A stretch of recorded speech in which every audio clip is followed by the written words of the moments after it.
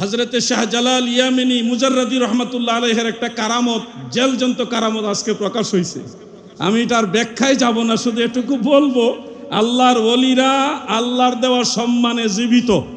তাদের সাথে কেউ যদি বেয়াদবি করে সেটার নগদ প্রমাণ আল্লাহ তাআলা দেখায় দেয় কিনা? এটা সহিহ বুখারীর আল মুজাল্লাদুস সানি দ্বিতীয় খণ্ড 963 পৃষ্ঠার মধ্যে হযরত আবু হুরায়রা রাদিয়াল্লাহু আনহু থেকে রওয়ায়াত উল্লেখ রয়েছে, হাদিসে কুদসি। আল্লাহ তাআলা বলেছেন, মান আদা লি ওয়ালিয়ান ফাকাদ আযানতুহু বিল হারব। আমার আউলিয়াদের সাথে যারা দুশমনি করবে, আমার আউলিয়াদের সাথে যারা বেয়াদবি করবে, আমি আল্লাহ তার সাথে যুদ্ধ ঘোষণা করলাম।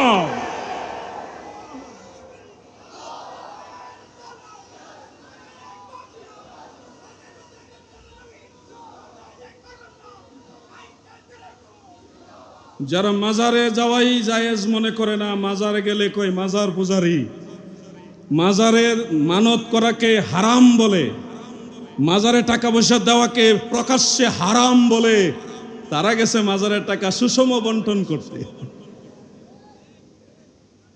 আমি ইঙ্গিতে টুকু বললাম, এটা হক। ওলি আল্লাহদের গোলামি করি, গোলামদের কাজ তাদের পক্ষে কিছু হইল। সুফি বা তাসাউফ এই বিষয়টা আহলুস সুন্নাহ ওয়াল জামাতের অনুসারীরা বিশ্বাস করে। খারিজি মতালম্বী যারা আছে, আহলুস সুন্নাহ ওয়াল জামাতের বাহিরে যারা আছে, তারা সুফি এবং তাসাউফ এই বিষয়টাকে গ্রহণ করে না। আমি স্পষ্ট ভাষায় বলি, সুফি মানে হলো সুফ থেকে সুফি, যারা লোম অথবা পশমের তৈরি মোটা কাপড় পরে আল্লাহর দিকে সবসময় যারা মনোনিবেশন করে থাকেন, মুতাওয়াজ্জু থাকেন, দুনিয়ার দিকে তাদের ধ্যান খেল থাকে না, মহামালিকের দিকে ধ্যান খেল থাকে, ইবাদতে মশগুল থাকে, নবীর সুন্নত তরিকায় সবসময় নিজেকে সমর্পণ রাখে, তাদেরকেই বলা হয় সুফি। এই সুফিবাদের, যেটা আমরা সুফিবাদ বলি, মনে রাখবেন আমাদের বাংলাদেশে কিছু ভাইয়েরা মনে করেন সুফিবাদ মানে হলো শিরক এবং এটা গুমরাহি। অনেকে এই ধরনের বক্তব্য দেন। আমার সেই ভাইদেরকে বিনয় করে বলছি, সুফিবাদ দুই রকম। এক ধরনের সুফিবাদ সালাফদের জিন্দিগিতে রয়েছে, আরেক ধরনের সুফিবাদ হলো দেহবাদী সুফিবাদী, যেটা তারা মনে করে মানুষের ভিতরে আল্লাহ আছে, আল্লাহ তাআলাকে একটা স্থান কাল পাত্রের ভিতরেই তারা বাইন্ডিং করে। এই ধরনের দেহবাদী যারা সুফিবাদী, যেমন আমি বোঝানোর জন্য একজনের নাম মেনশন করি, লালন শাহ। তার যে সুফিজম, এটা হলো ইসলাম ধর্মে নিষিদ্ধ, এটা কোরআন সুন্নাহ বহির্ভূত। এই সুফিবাদের কথা আহলুস সুন্নাহ ওয়াল জামাত সমর্থন করে না এবং বলেও না। আমরা সেই সুফিবাদের কথা বলি যেই সুফিবাদের মধ্যে হুজুর গাউসুল আজম বড় পীর আব্দুল কাদের জিলানী ছিলেন। সেই সুফিবাদের কথা আমরা বলি যেই সুফিবাদে খাজা গরিবে নওয়াজ মুঈনুদ্দিন চিশতি আজমেরি সঞ্জারি রহমাতুল্লাহ আলাইহি ছিলেন। আল্লাহর আউলিয়াগণ ছিলেন। নাম বলতে গেলে অনেক নাম বলা যাবে, আবার একজনের নাম বললে আরেকজনের নাম না বললেও বেজার হওয়ার সম্ভাবনা আছে। আমি দুইজন বলেই ক্ষান্ত হয়ে গেলাম। সমস্ত আউলিয়ায়ে কেরাম আহলুস সুন্নাহ ওয়াল জামাতের মানহাজের যে সুফিবাদ যেটা গ্রহণ করেছে, আমরা সেই সুফিবাদকে গ্রহণ করি। সুফিবাদ আর আহলুস সুন্নাহ ওয়াল জামাতের আকীদার মধ্যে মৌলিক কোনো দ্বন্দ্ব নেই। যেই সুফিবাদের সাথে আহলুস সুন্নাহ ওয়াল জামাতের আকাইদি দ্বন্দ্ব আছে, ওটা আসল সুফিবাদ নয়, ওটাই হলো দেহবাদী সুফিবাদ। মনে রাখবেন, সুফিবাদের আহলুস সুন্নাহ ওয়াল জামাতের মতাদর্শভিত্তিক যে সুফিবাদ, সেটা বিশ্বাস করে যে আল্লাহ তাআলা কোনো স্থান কাল পাত্রের মোহতাজ নয়। আল্লাহুস সামাদ, আল্লাহ তাআলা বেনওয়াজ বেনজির, কোনো কিছুর মুখাপেক্ষী আল্লাহ তাআলা নন। আমরা যদি বলি কুলুবুল মুমিনিনা আরশুল্লাহ, মুমিনের কালব আল্লাহর আরশ, অথবা আল কালবু বাইতুর রাব্বি, কালব হলো রবের ঘর, এই কথাগুলো আসরারুল মারফুআ বি আখবারিল মাওদুআ সেই কিতাবে ইমামুল হারামাইন মুল্লা আলী কারি হানাফি রাহিমাহুল্লাহ উল্লেখ করেছেন। এবং আল্লামা ইসমাইল আজলুনি তিনিও তার কাশফুল খাফার মধ্যে এটা উল্লেখ করেছেন। এখানে কথা রয়েছে, কুলুবুল মুমিনিন আরশুল্লাহ দ্বারা কেউ যদি এই ধরনের আকীদা রাখে যে আমার কলবের ভিতরে আল্লাহ তাআলা জাত নিয়ে হাজির আছে, আল্লাহর সত্তা নিয়ে হাজির আছে, তাহলে এটা আহলুস সুন্নাহ ওয়াল জামাতের বহির্ভূত বিশ্বাস হবে। আর যদি এটার ব্যাখ্যা এরকম হয় যে ইন্না লিল্লাহি আনিয়াতান ওয়া আনিয়াতু রাব্বিকুম কুলুবু ইবাদিস সলিহিন, যেটা তাবারানী, ইমাম তাবারানী রহমাতুল্লাহ আলাইহি তার মুসনাদুস শামিঈনের মধ্যে উল্লেখ করেছেন। এমনকি কাশফুল খাফার মধ্যে ইসমাইল আজলুনী রহমাতুল্লাহ আলাইহি হাদিস শরীফটা কোট করেছেন। অর্থাৎ প্রত্যেকটা জিনিসের মহব্বত ধারণ করার যন্ত্র আছে, মহব্বত ধারণ করার জিনিস আছে। আর আল্লাহর মহব্বত, আল্লাহর মারেফত ধারণ করার জিনিসটাই হলো মুমিন বান্দার কালব। সুবহানাল্লাহ। অতএব কলব আল্লাহ তাআলাকে জাতিগতভাবে ধারণ করার জিনিস নয়, বরং আল্লাহর মারেফত এখানে হাসিল করার জিনিস। এই জন্যে সহিহ বুখারীর আল মুজাল্লাদুল আউয়ালের 7ম পৃষ্ঠায় তরজমাতুল বাবের মধ্যে ইমাম বুখারী রহমাতুল্লাহ আলাইহি তিনি লিখেছেন, একেবারে হাদিস শরীফ কোট করেছেন। ইমাম ইবনু হাজার আসকালানী রহমাতুল্লাহ আলাইহি তিনি সনদ সহকারে এই হাদিসটা তার কিতাবে এনেছেন যে বাবু কাউলিন নবী সাল্লাল্লাহু আলাইহি ওয়াসাল্লাম আনা আ'লামুকুম বিল্লাহ ওয়া আন্নাল মা'রিফাতা ফি'লুল কলব। আল্লাহর মারেফত হলো কলবের ক্রিয়া, মারেফত হলো কলবের ক্রিয়া। এই কলবের মধ্যে আল্লাহর মারেফত থাকে, আল্লাহর মহব্বত থাকে, আল্লাহকে জানার চিনার জ্ঞান এখানে থাকে। এটাই হলো সঠিক সুফিবাদের বিশ্বাস। আর আল্লাহ নিজেই আমার ভিতরে ঢুকে থাকে, আমার ভিতরে আল্লাহ নিজেই ঢুকে আছে, এটা হলো গুমরাহি সুফিবাদের বিশ্বাস। সঠিক জিনিসটা বুঝতে হবে ভাই আমার। আহলুস সুন্নাহ ওয়াল জামাত এটা নতুন দল নয়, এটা মদিনাওয়ালার ঘোষিত একটা দল। সেই আহলুস সুন্নাহ ওয়াল জামাতের অসংখ্য আইম্মায়ে কেরাম, মুহাদ্দিসিনে কেরাম, মুফাসসিরিনে কেরাম, আউলিয়া কেরাম ছিলেন, তিনারা খেদমত করে গেছেন। সেই খেদমতের ধারাবাহিকতায় এখনো সারা ওয়ার্ল্ড ওয়াইড, সারা পৃথিবীতে অসংখ্য আউলিয়া কেরাম খেদমত করছেন।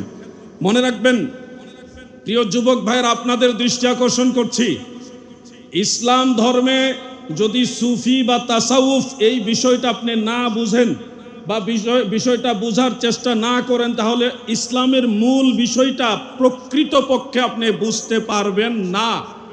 আপনি যদি বলেন আমি কোরআন বুঝলে হবে না, আমি এই সুফি এগুলি বুঝি না, তাসাউফ বুঝি না, আমি কোরআন বুঝলে হবে তো, হাদিস বুঝলে হবে তো, আমি সেই ভাইদেরকে বলছি প্রিয় বন্ধু মনে রাখো, তুমি যদি কোরআন বুঝতে চাও, মিশকাতুল মাসাবিয়ের বাবুল ইলমের মধ্যে একখানা হাদিস শরীফ রয়েছে। হযরত আব্দুল্লাহ ইবনে মাসউদ রাদিয়াল্লাহু আনহু riwayat করেছেন, আমাদের প্রিয় নবী রাসূল আকরাম সাল্লাল্লাহু আলাইহি ওয়া আলিহি ওয়াসাল্লাম বলেছেন, হাদিসের শেষ অংশটা হলো লিকুল্লি আয়াতিম মিনহা জাহরুন ওয়া বাতনুন। আয়াতের প্রত্যেকটা আয়াতের একটা জাহিরি দিক আছে আর একটা বাতিনি দিক আছে। তুমি যদি বলো আমি কোরআন বুঝবো, কোরআন মানবো, তাসাউফ বুঝবো না, বাতিনি বিদ্যা বুঝবো না, এগুলি দরকার নেই, তাহলে কোরআনের দুইটা সাইড আছে, একটা জাহিরি আর একটা বাতিনি। এই জাহিরি সাইড তুমি মুহাদ্দিস সাহেব, মুফাসসির সাহেবের কাছ থেকে জানলা, কিন্তু কোরআনের বাতিনি যে জ্ঞান এটা তো তোমাকে জানতে হবে। মান কানা ফি হাযিহি আ'মা ফাহুয়া ফিল আখিরাতি আ'মা। যারা দুনিয়াতে অন্ধ হয়ে মারা যাবে, আখিরাতেও তারা অন্ধ হয়ে উঠবে। এটা কোন অন্ধত্ব? এটা চর্ম চোখের অন্ধত্ব নয়, এটা হলো জ্ঞানের চোখের অন্ধত্ব। তুমি যদি আল্লাহকে না চিনে মরো, তুমি যদি আল্লাহকে না বুঝে মরো, তুমি যদি মারেফতের জ্ঞান হাসিল না করে মরো, তাহলে আখিরাতে তুমি সেই জ্ঞানের দৃষ্টিতে অন্ধ হয়ে উঠবে। তাই একজন মহান ওলিউল্লাহ তিনি বাংলা একটা ছন্দ বলেছেন, এলমে বাতেন নাহি যারো হাসরে সে অন্ধর, এশকে খোদা নাহি যারো দুজখেতে সেই তরয়, এশকে নবী নাহি যারো দুজখেতে সেই তরয়। এশকের গভীর তত্ত্ব যদি রে জানিতে চাও, কামেলের পদতলে নেসার হইয়া যাও। কামেল মুর্শিদের সোহবতে যদি আপনি না যান, তাসাউফ বা সুফি তথ্য অথবা কোরআনের বাতিনি যে দিগদর্শন, এটা আপনি অনুধাবন করতে পারবেন না। একা একা ডাক্তার হওয়া যায় না, একা একা ইঞ্জিনিয়ার হওয়া যায় না। একজন ড্রাইভার হইতে হলো আরেকজন ড্রাইভারের সহযোগিতা নিতে হয়। আপনি যদি আল্লাহর ওলি হতে চান, আরেকজন আল্লাহর ওলির সোহবতে যেতে হবে, এটাই নিয়ম। আমার আল্লাহ তাআলা কোরআনুল কারীমের মধ্যে বলেছেন, মাইয়াহদিল্লাহু ফাহুয়াল মুহতাদি ওয়া মাই ইউদলিল ফালান তাজিদা লাহু ওয়ালিয়াম মুরশিদা। আল্লাহ যাকে হেদায়েত করেন সে হেদায়েত প্রাপ্ত হয়। আল্লাহ যাকে হেদায়েত করেন সে হেদায়েত প্রাপ্ত হয়। ওয়া মাই ইউদলিল, আর আল্লাহ যাকে গুমরা করে ফেলে, আল্লাহ যাকে পথভ্রষ্ট করে ফেলে, ফালান তাজিদা লাহু ওয়ালিয়াম মুরশিদা, আপনি তার জন্য কোনো ওলিকে মুর্শিদ হিসেবে খুঁজে পাবেন না। তার মানে যারা গুমরা হয়ে যায় তাদের কোনো মুর্শিদ থাকে না, যারা গুমরা হয়ে যায় তাদের কোনো মুর্শিদ থাকে না। এটা আমার কথা নয়, এটা মহান সৃষ্টিকর্তা আল্লাহ তাআলার কথা। এই বক্তব্যটা বহু বছর আগে আমি দিয়েছিলাম। তো কুষ্টিয়া থেকে একজন আলেম ভাই তিনি কাউন্টার দিয়েছিলেন।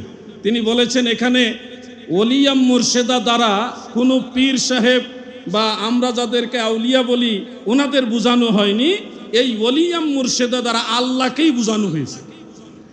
আমি তখন ওনাকে বলেছিলাম, ভাই আপনি যেই মাদ্রাসায় পড়েছেন ওই মাদ্রাসার বড় আলেম যিনি মুফাসসির হুজুর আছেন, ওনার কাছে আবার দর্শ নেন।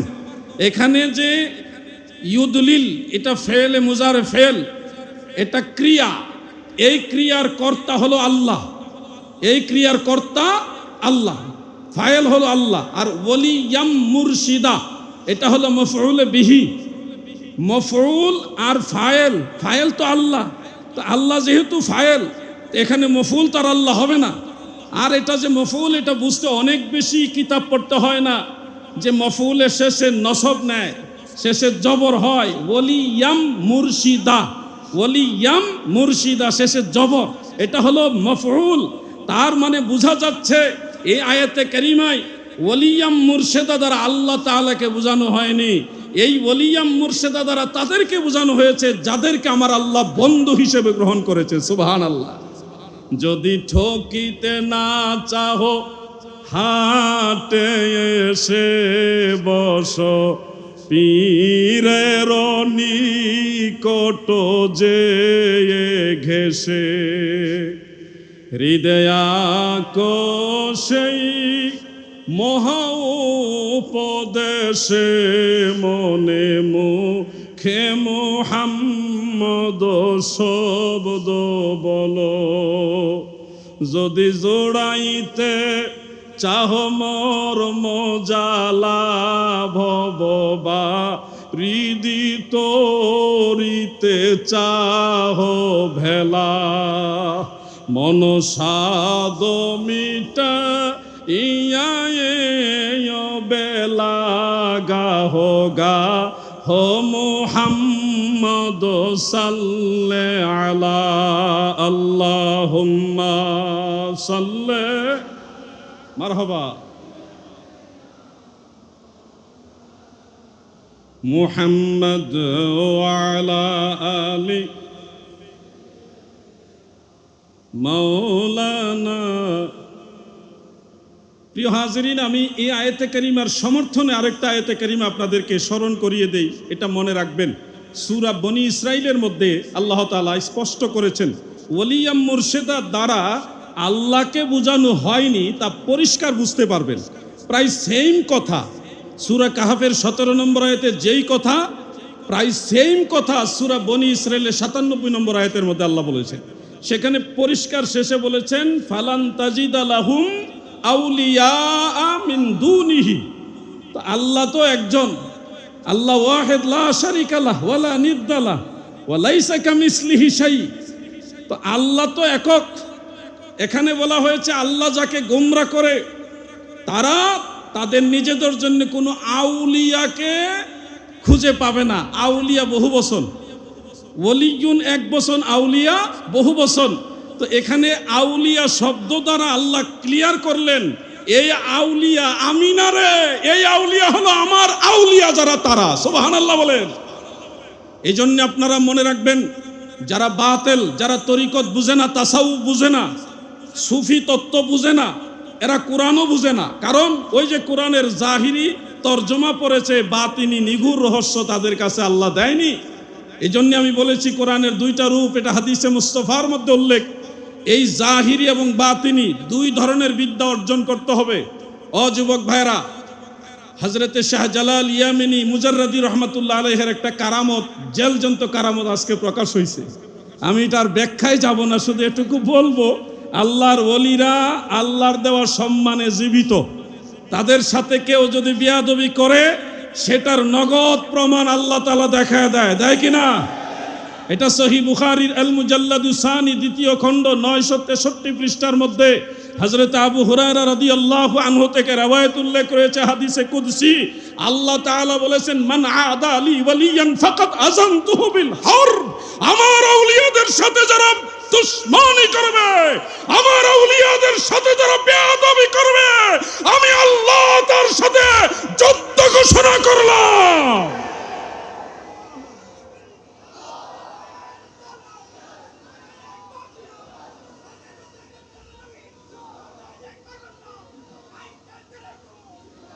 যারা মাজারে যাওয়াই জায়েজ মনে করে না, মাজারে গেলে কই মাজার পূজারি, মাজারের মানত করাকে হারাম বলে, মাজারে টাকা পয়সা দেওয়াকে প্রকাশ্যে হারাম বলে, তারা গেছে মাজারের টাকা সুষম বন্টন করতে। আমি ইঙ্গিতে টুকু বললাম, এটা হক। ওলি আল্লাহদের গোলামি করি, গোলামদের কাজ তাদের পক্ষে কিছু হইলেও বলা। আমরা তরিকতপন্থী, তাসাউফ বিশ্বাস করি, পীর মুর্শেদ বিশ্বাস করি। তরিকত তাসাউফের মূল জিনিসটা কোরআন থেকে এসছে। যুবকবারা খেয়াল করেন, তরিকত তাসাউফের মূল জিনিসটা কোত্থেকে এসছে? কোরআন থেকে এসছে। বলবেন নবীজির জামানায় কি সুফি অথবা তাসাউফ ছিল? আমি বলবো এই নামে ছিল না, কিন্তু কাজে ছিল। নামটা পরে হয়েছে, যেমন হানাফি মাযহাব নবীজির জামানায় ছিল না, পরবর্তীতে নামে যদিও হানাফি মাযহাব প্রকাশ হয়েছে, কিন্তু কাজটা নবীজিরই কাজ। কাজটা কিন্তু ইমাম আবু হানিফার বানানো নয়, এটা মদিনাওয়ালারই কাজ। মানুষ ভালোবেসে ইমাম আবু হানিফা রহমাতুল্লাহ আলাই, যুগের ইমাম, তিনি সব আলেমদেরকে নিয়ে, ইমামদেরকে নিয়ে, মুজতাহিদদেরকে নিয়ে একসাথে করে নবীর তরিকাটা আমাদের সামনে তুলে ধরেছেন, অনেক পরিশ্রম করেছেন।